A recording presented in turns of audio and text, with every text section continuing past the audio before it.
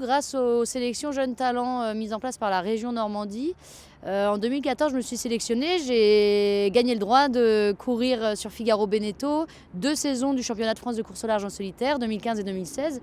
Et aujourd'hui, j'arrive au terme de ces 2 années qui ont été très formatrice parce que c'est un projet certes en solitaire mais pour lequel il faut gérer une équipe, gérer un planning, gérer un budget tout au long de l'année, les entraînements, les régates d'avant-saison, de préparation et puis le grand rendez-vous qu'est la solitaire du Figaro pendant le mois de juin. C'est un défi de partir en solitaire, le dépassement de soi, etc. et de faire mieux que ses petits voisins. Maintenant, il est impossible de mener ce genre de projet à bien tout seul. Donc il faut avoir des partenaires. Là, j'avais la région notamment. Et après, on a quand même toute une cellule préparateur, météorologue, entraîneurs qui, eux, sont là tout le temps pour chaque épreuve et grâce auxquels on prépare les épreuves et surtout aussi on débriefe derrière pour pouvoir aborder la suivante avec encore plus de billes de corde à son arc.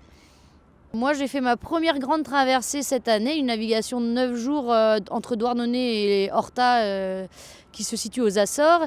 Et on a longé pas mal les côtes du Portugal.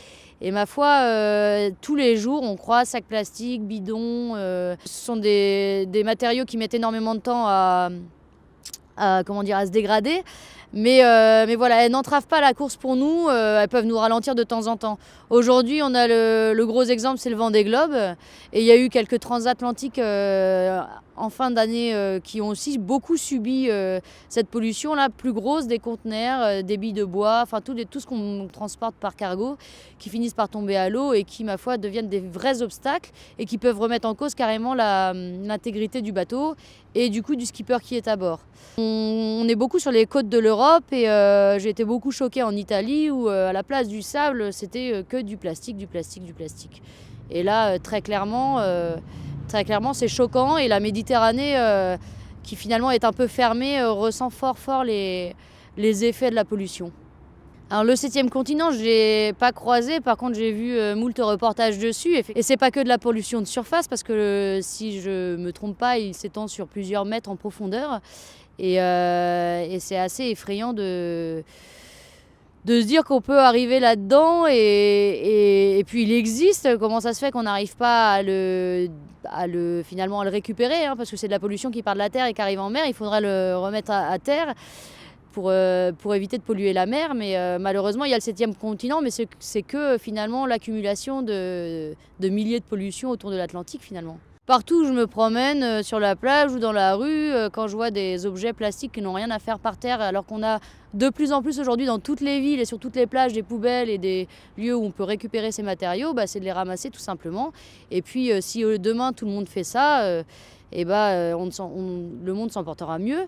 Ça doit faire partie de l'éducation et des lignes qu'on apporte, que ce soit en vie scolaire ou en vie, je ne sais plus comment ça s'appelle, les matières maintenant au lycée. Mais voilà, il y a un petit aspect citoyenneté qui là, il ne peut pas laisser ça de côté. Et l'écologie est de toute façon maintenant un problème qui nous concerne tous et ça devrait être abordé évidemment dans tous les lycées et même dans tous les collèges. On habite dans une région qui a un littoral incroyable, hyper varié, avec la baie du Mont-Saint-Michel qui est très plate, les falaises tout le long de la Haute-Normandie. Et ma foi, ce littoral, il faut absolument le préserver. On a des écosystèmes, que ce soit marins ou la faune aussi d'oiseaux qui existent, qui sont très développés. Et du coup, aujourd'hui, je pense que sur tout le littoral, il y a forcément des associations ou autres qui répondent à ce genre de demandes et à ce genre de démarches. Par contre, c'est très possible aussi pour les lycéens entre eux de se motiver et puis de mettre en place des actions. L'idéal, c'est quand même de s'encadrer ou de s'entourer de professeurs qui connaissent un peu les associations qui peuvent exister, ou bien même les clubs qui travaillent sur ce littoral, club de voile, club de kayak, plus à l'intérieur des terres. Moi-même, je ne fais pas partie d'une fondation en particulier ou d'une association, mais voilà, avec mes gestes au quotidien, j'essaye de faire mon possible aussi.